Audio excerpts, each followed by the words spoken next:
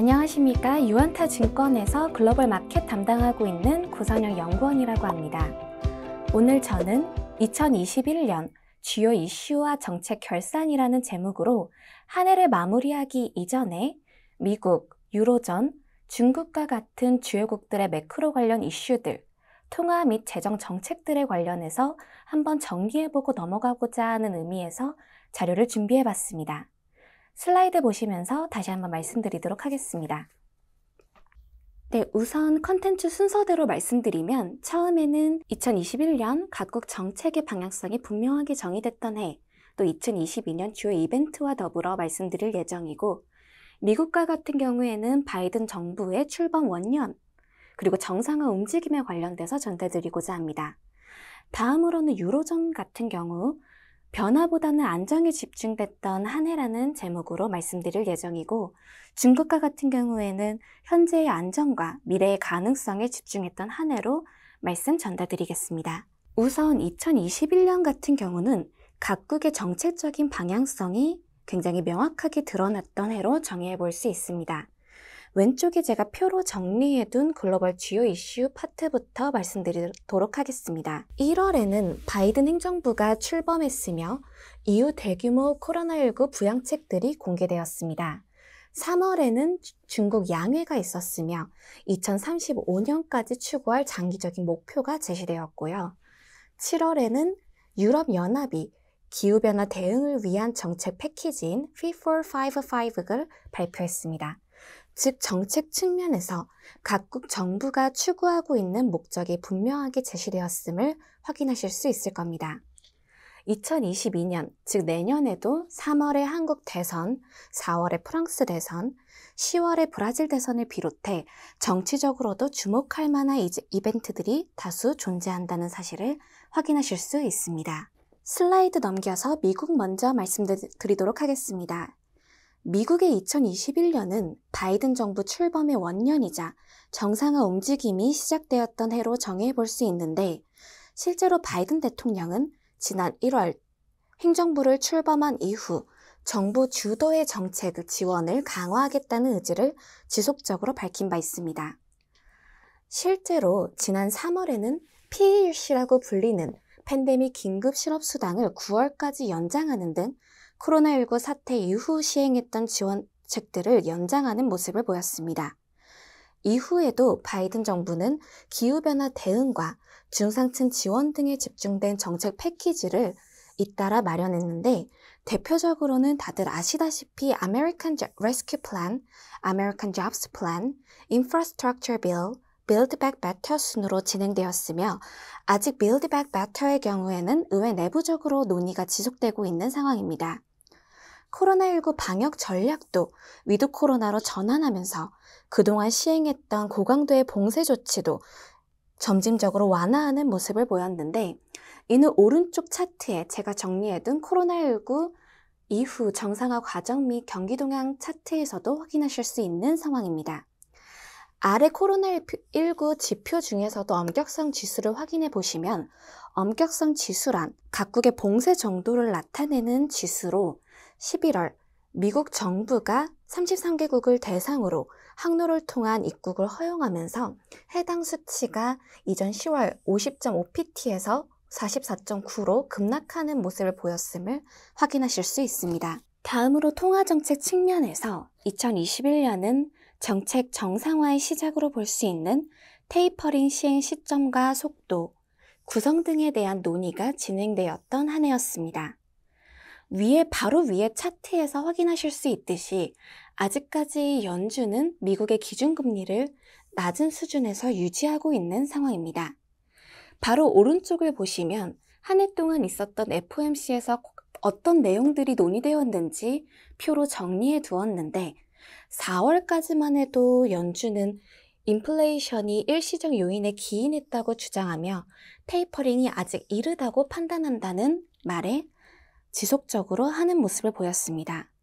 다만 하반기 들어, 즉 6월 FOMC에서 기존 연말에 테이퍼링 신호를 보내고 2022년 초에 시행하겠다는 기존 입장을 수정하여 3분기 중 테이퍼링 신호를 보내고 4분기에 시행하겠다는 입장을 다시 재차 표명하기도 했습니다.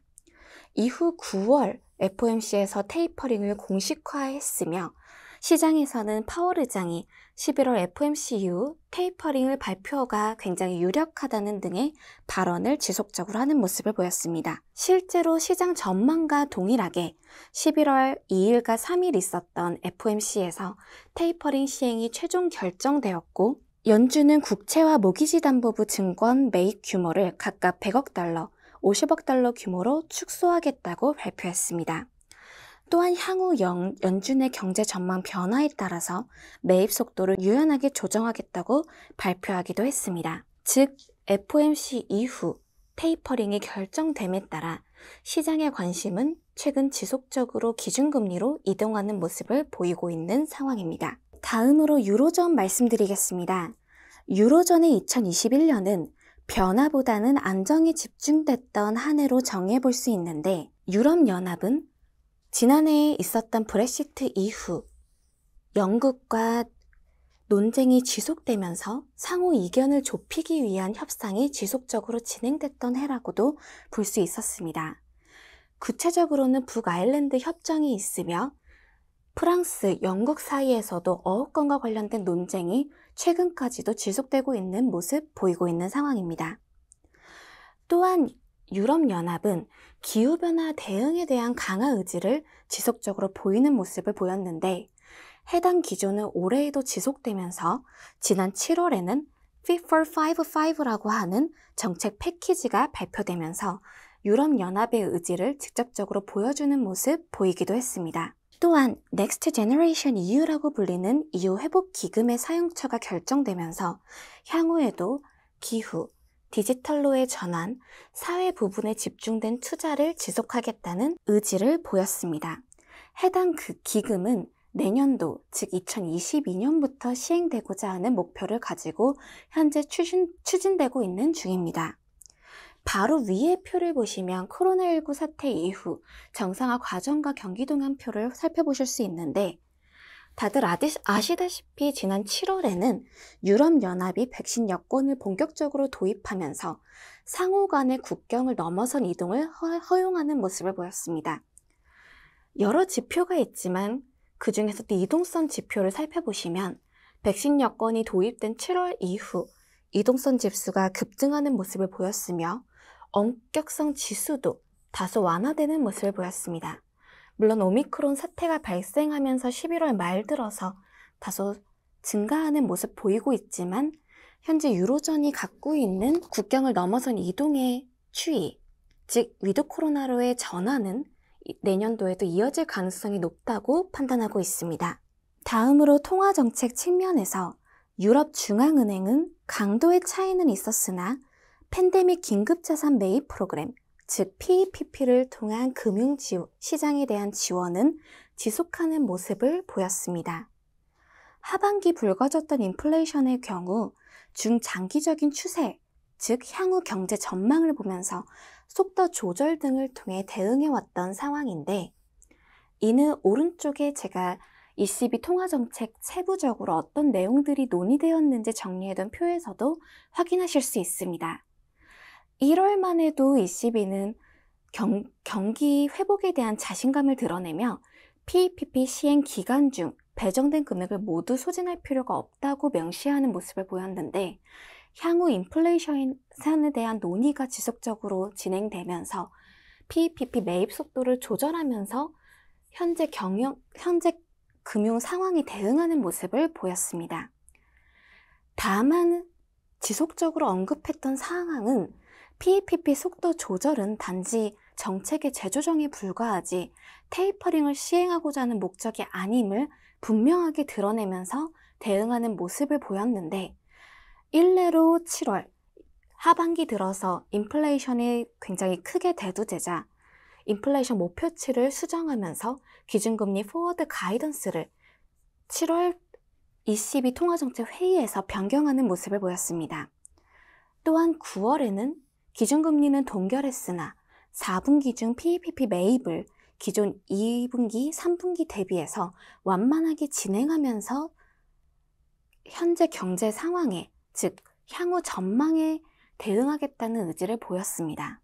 네, 마지막으로 중국의 경우 2021년은 현재의 안정과 미래의 가능성에 집중했던 한 해라고 정의해 볼 수 있을 것 같습니다. 네, 중국의 주요 이슈들을 살펴보면 역시 제가 후에 설명을 드리겠지만 1월부터 핀테크 기업을 중심으로 반독점 규제가 지속적으로 시행되는 모습을 보였는데 이후 8월에는 공동 부유의 필요성을 강조하면서 향후 중국 정부가 정책의 방향성을 어떻게 갖고 있는지 강조하는 모습을 보였습니다. 공동 부유에 관련돼서 보다 세부적으로 말씀드리자면 공동 부유는 공정한 분배로 사회의 불평등을 해소하겠다는 목적으로 시진핑 정부가 추구하고 있는 사항이며 그 중에서도 민영 기업에 대한 규제를 강화하면서 부의 독점을 완화하겠다는 의지를 지속적으로 보이고 있는 상황입니다.